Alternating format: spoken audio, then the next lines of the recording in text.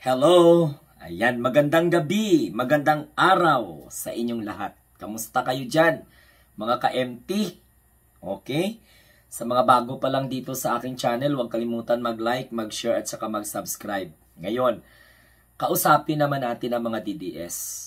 Dahil ito, sa Motsaring Balita, ang mga lumalabas ngayon, lalong-lalo na itong si Sara Duterte, nirekomenda na ng kasuhan ng National Bureau of Investigation dahil sa kanyang malakriminal na mga pananalita laban po kay Speaker, laban kay First Lady at laban kay PBBM. Doon po sa kanyang November 23 ata, no, na live stream. So pinatawag siya ng NBI, so 2 beses, hindi po sinipot ni Sara Duterte kasi nga siguro iniisip niya above the law siya. Tapos itong si Rodrigo Duterte naman nagbanta sa pamamagitan ng pagbibiro na sabi ng mga alingangan ng mga DDS, mga bobo, mga abno at mga tanga, wag daw po seryosuhin kasi sineryoso daw natin yung joke-joke na yon. Hindi daw yun totoo, no? Joke-joke lang daw yun ng kanilang matandang huklubang ama. So mayroon na naman pong mga recommendation na parang iniimbestigahan na yung biro na yon ni Rodrigo Roa Duterte.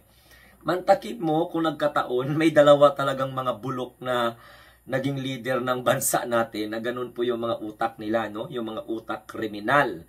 Tapos, ayun, si Sara Duterte, ini-imagine niya na pinupugutan niya ng ulo ang ating mahal na presidente. At pagkatapos, ayun, di pa na kontento na mag-imagine, nagdrama pa, no, ang Bratanela na kung sakali daw mamatay siya o patayin siya, wag daw tigilang patayin yung tatlong nabanggit natin na personalidad na si PBBM, si First Lady at saka si Speaker Martin Romualdez. Hindi natin alam kung saan nanggagaling tong galit ni Sara Duterte na ito na parang akala mo may nagawang mali. Oo, yung pamilya Marcos at saka si Speaker Martin Romualdez. Sa katunayan nga, si Speaker Martin Romualdez pa ang tumulong sa kanyang kampanya para makilala siya sa mga lugar kung saan malakas po ang mga kaalyado ng lakas at syempre ni Speaker Martin Romualdez at ng ating mahal na presidente na isang Marcos. Tapos, ayun, nagbratanela siya. Itong si Rodrigo Duterte naman, simula sa pulpa, hindi pa nakaupo si PBBM. Siniraan niya na ng siniraan. Dahil nga sa issue ng droga na until now, wala naman silang napapatunayan. Kaya kung titingnan natin yung kamalasan ng mga Duterte sa politika, wala talaga silang ibang sisihin. Kundi itong mga sarili nilang kayabangan at yung pagiging hari at reyna ng mga ugali nila. At saka yung talagang parang above the law. At hindi po nila ito inaasahan. Imagine na sa tugatog ka na ng tiwala ng taong bayan, bigla ka lang babagsak. Dahil po sa ang taong bayan ay nagsusuri po yan. Taong bayan pong nagbibigay sa iyo ng kapangyarihan. Kaya kung ikaw ay nasa public service, ikaw po ay hinalal, ikaw po ay pinagkatiwalaan, hindi pwede mong paglaruan yun. Katulad niyan, no? Nagtiwala tayo sa kanya na akala natin pinaka-the best siya na magiging pangulo ng bansa dahil ang kanyang plataforma ay baguhin ang sistema ng gobyerno, alisin yung mga drugs, anhin yung mga corruption, only to find out yung mga taong malalapit pala sa kanya, corrupt at saka na-involve pa pala sa investigation at saka naturalmente identification talaga ng mga spy, oo, at saka mga salot sa lipunan, nagnenegosyo ng droga. So, ito ang dahilan na kung bakit ang mga Duterte siguro ay wini-weaken ang foundation ng tiwala ng taong bayan kay PBBM dahil simulat sa pulpa talaga, inatake na nila yung Pangulo. Hindi po talaga sila nagtagumpay. At paulit-ulit po na mga accusation. Kaya yung kamalasan na dinaranas ng Duterte ngayon at ng kanyang mga alipores, hindi po dahil sa atin ng mga loyalista, hindi po dahil sa atin ng mga pro-government na nagko-comment. tungkol po sa mga kagaguhan nila, no, katarantaduhan nila. Dahil po yun sa kanilang maduming laro sa politika. Kaya tayo na mga sumusuporta sa kanila noon bilang mga loyalista dahil po kay PBBM, akala natin maganda din ang partner ni PBBM sa politika, yun pala, sila pa pala yung magsasaksa kay PBBM sa likod. So sa punto na ito, nagkaroon tayo ng tinatawag na argument between the DDS, yung sinasabi mga Duterte de Hard supporters, na actually hindi nga Duterte de Hard supporters kundi mga demonyong supporters ng mga Duterte. Kasi mantakin mo, pag hindi nila kaya yung argument mo, pagbabantaan ka nilang patayin, pagbabantaan ka nilang gurgurin, tatakutin ka nila, i-intimidate ka nila. At yan po yung palaging araw-araw kong pinapamuka sa taong bayan na itong mga pamilya na ito, itong klase mga politiko na to, ay hindi na po kailangan pang makabalik. Lalong-lalo na po sa national government. Dahil gaganti ito Walang ka-remorse-remorse. Wala pong mukha ng pagsisisi, wala pong mukha ng pagpapakumbaba, kundi yung talagang very high. At ginagamit nila ang mga mahihirap na mga kababayan po natin para magalit sa taong bayan, magalit sa gobyerno na sumusuporta, o taong bayan na sumusuporta sa gobyerno, at magalit sa ating mahal na Pangulo na pro-government and anti-government ay parehong pinagsisilbihan. Dahil si PBBM ay hindi po Pangulo ng pro-government lang, kundi Pangulo po ng Republika ng Pilipinas at pinaglilingkuran na walang pinipili. Kahit nga po pagbantaan yung buhay niya, chill pa rin ang presidente. Trabaho pa rin ang trabaho. At sa punto na ito, itong mga DDS na to, pilit winawasak ang foundation ng pagtitiwala ng taong bayan sa pamamagitan ng kanilang mga black propaganda at sa pamamagitan ng kanilang mga paninira, mga accusations na wala naman pong basihan. Na hanggang ngayon, hanggang salita lang naman po sila. Kaya tayo, nagiging matapang tayo, nagiging determinado tayo, na sa kabila ng mga panghahamak, sa kabila ng mga painsulto, sa kabila ng pagbabanta, ng intimidation, pananakot, hindi tayo natinag. Dahil ito po yung dapat nating gawin. Now ngayon, sa issue naman ng impeachment, itong mga makasara na to, na mga mango, na mga alinyanga, magko-comment about sa impeachment, naging transmit sa Senado, aawayin lang nila yung chairman ng Good Government and Public Accountability, aawayin lang nila yung Quadcom, aawayin lang nila yung mga congressman, pero hindi nila naiintindihan na trabaho po or mandato po ng ating mga congressman sa House of Representatives na mag-imbestiga in the aid of legislation.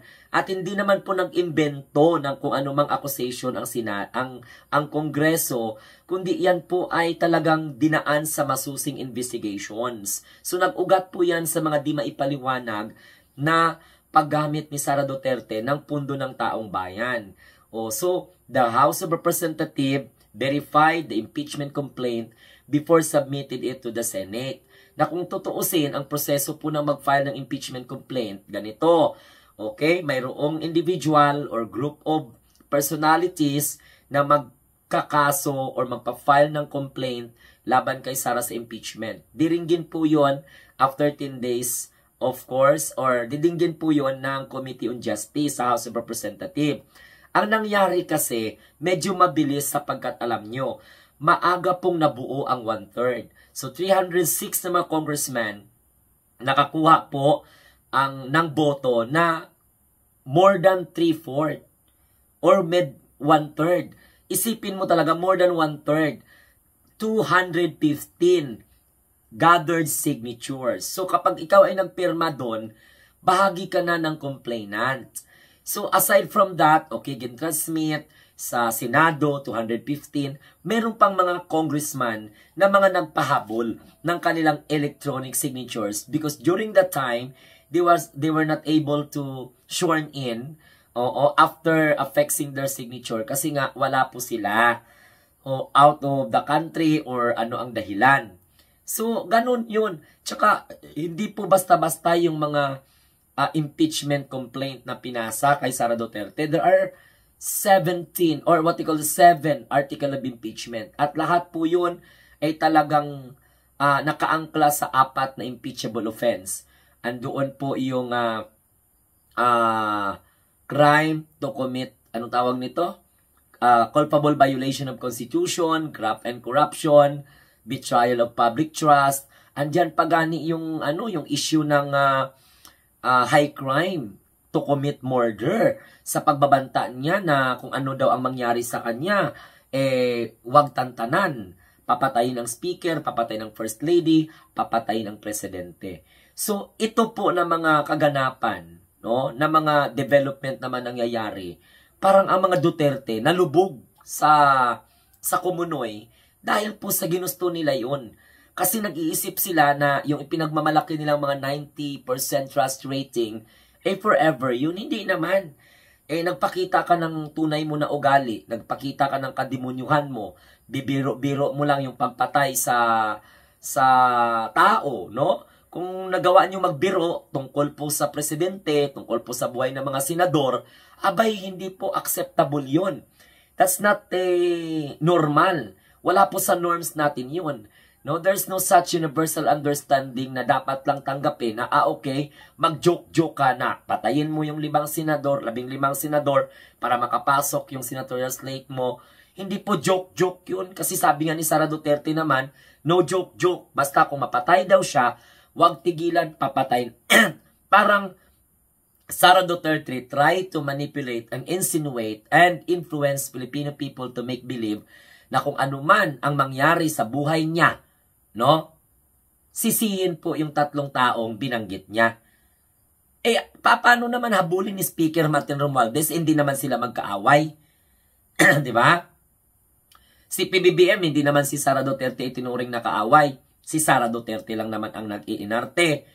Mantakin mo, mayroong pong gusto magpatalsik kay Speaker Martin Romualdez sa Kamara. Si Sara Duterte biglang bumitaw. Na walang pasintabi, na hindi po naman tinitingnan na ang kampo ni Speaker Martin Romualdez na lakas si MD, isa po sa nagtulong kay Sara Duterte para maging pangalawang pangulo, manalo, dahil naging campaign manager po si Speaker. Tapos may balak pala siyang magiging pangulo ng Republika ng Pilipinas, parang halos iitsapwera niya yung mga ugong-ugong natatakbo daw di umano si Speaker Martin Romualdez. Kung naging sports lang sana siya, ang problema sa kanya, siguro nagselo siya o di kaya'y mantakin mo, isa pa, si Sara Duterte hindi ginagalang ang pagiging presidente ni PBBM. Dahil sinabi niya na yung nakaupo ay walang alam sa pagiging presidente. So that is what we call parang ano yun sa destabilization, insurrections, and of course, yung sedition. At isa pa, si Sara Duterte pinagkatiwalaan ng mahal na presidente. Pero ang inong ginawa ni Sara Duterte, diba, binalikan niya ng pagtatraidor. At lalong-lalo na, kumikiling pa ang mga Duterte, tinutolerate pa ng mga Duterte ang mga peke na mga social media influencers na kung saan nga ay iimbestigahan sana sila ng Kongreso ngayon sa TRICOM pero hindi nila po sinipot. Kaya napilitan po ang House of Representatives through committee ng TRICOM na i-issuehan sila ng show cause order dahil unang-una, minumura nila yung mga congressman. They produce what they call balita, kung ano-ano lang, kakalkalin nila yung buhay ng mga congressman, mumurahin nila yung mga congressman doon, papatawag sila sa proper venue na hindi naman po sila i-convict doon, hindi naman po sila yaw-yawan doon. Titanungin lang, where did they, for example, acquired informations, diba? So, naililink nila sa mga congressman. And, kampo ng mga Duterte ngayon, madali talaga mag-react. Kasi parang may mga troll farm Yung Gen Z na imagine mo, ang daming mga emoticons na tumatawa. Bawat live ni PBBM, activity ng gobyerno. Pero yung iba, mga Vietnamese, yung iba dyan, mga Koreans, yung iba dyan, mga Thailanders, iba't ibang mga lahi, yung mga nagre-react ng mga patawa ng mga emoticons. So, it is very clear. May mga pattern. Tapos, kung magpapalabas sila ng kasinungalingan sa social media, sabay-sabay po sila. Tapos, yung katotohanan, binabaluktot na itong mga social media influencers na ito in favor of the Dutertes na walang ibang ginawa kundi yung maging bahagi ng ganitong klaseng mga aktibidades. Tingnan mo naman yung mga social media influencers nila. They are very organized to what we call this, destroy the image of this country. Kaya magtataka sila na ang pinapakalat naman nila ngayon na mga balita na wala na daw po ng tiwala yung mga investors. Kayo po ang dahilan kung bakit halimbawa mangyari man yon na wala ng tiwala ang kung mga investors sa ating gobyerno para mag-invest. Kayo po ang dahilan, mga Duterte Rehad supporters. So, maging masaya pa ba kayo? Ikakasaya nyo pa ba yan? Kasi pag mag-atrasan at hindi magpatuloy itong mga investors na to, maapektuhan po ang employment rate natin. So, ibig sabihin, tatawanan nyo pala. Pag halimbawa, may mga kababayan po tayo na imbis na makahanap na sana ng trabaho dahil nakapasok na ang negosyo sa Pilipinas, nag-atras na lang kung totoo yung pagsasabi nyo at hindi na lang sila tutuloy dahil po sa mga paninira po ninyo. Hindi nyo po naisip yan eh. Habang ang presidente gumagawa ng paraan para mapagtibay ang tiwala ng investors from international community, kayo po ang nagpapasira sa imahe ng ating gobyerno. Once na sinisira niyo yung presidente, sira tayong lahat. At yan ang gusto ng mga propagandist na kung saan ay makapagsabi tayong pinupunduhan talaga ng malaki. Dahil po sa talagang grabe, no? Sabi nga dito, kung ano-ano na lang ng mga paninira ang sasabihin nila. Kaya mga kamunting tinig, mga kababayan, huwag tayong maghinto sa pagpapaliwanag sa mga tao. No? Huwag tayong matakot, huwag tayong tumigil. Hanggat kaya natin, suportahan natin ang gobyerno, suportahan natin ang administrasyong ito. Dahil po, maswerte tayo na mayroon tayong Marcos na presidente. Kung hindi lang Marcos ang presidente, matagal na nila itong sinipa. Matagal na nila itong pinaalis. Kaya-kayanin na lang nila. Paano? Na-corner sila. Lahat ng galaw nila, alam po ng ating mahal na presidente. Dahil matalino po at may puso. So yun lang po sa lahat ng ating mga kapwa Pilipino, sa lahat po ng mga manunood dito. Kayo na mga DDS, huwag kayo magalit sa akin personal. Okay? Dapat ipaglaban nyo ang mga Duterte sa tama lang. Saan ang galing yung mga pagbabanta? Sa kampo ng mga Duterte. Sa bunganga mismo ni Sara, sa bunganga mismo ni Digong, sa bunganga mismo ni Baste, na kung saan ay pati nga yung Ilocos Norte sunugin. So, hindi po maganda. At ang mga Duterte talaga ay hindi po naging magandang halimbawa sa kabataang Pilipino dahil natuto po ang ating mga kabataang magalit, no, na wala namang dahilan. Matutong mainis na wala namang dahilan at matutong magmura na hindi naman po dapat gawain ng mga kabataan. Pati nga ako minsan no? That's the influence of the Dutertes. But good for me, I was able to wake up. I was able to realize. That's the reason why na after 2 years of Rodrigo Duterte's presidency, I withdraw my support kahit na kinakampanya ko sa init, sa ulan noong 2016 elections because Rodrigo Duterte is just simply my option. Okay, I am not really a supporters of Duterte's but, tawag ng pagkakataon, akala ko naman, ganun naman pala kagaling, wala naman pala, hindi man pala marunong gumalang sa karapatang pantao at hindi po tumatalima sa tinatawag na due process. Kasi Duterte, Feast of the Dutertes ang kanilang mga ginagawa. Ginagamit nila ang kamay na bakal para magkaroon po ng hindi magandang imahe. No? Kaya nga hindi mo kayang ipagmalaki. No? Tatanungin ka, Diyos ko, sabi ko nga, kung hindi si Sara Duterte naging Vice President, hindi na po maalala na mayroong Duterte na naghari-harian sa Pilipinas. So, okay? So, hanggang dyan lang. Sa muli, maraming salamat. So, huwag po kalimutang subscribe, mag-share at saka mag-likes bilang support po sa ating Munting Tinig channel. Salamat and adios.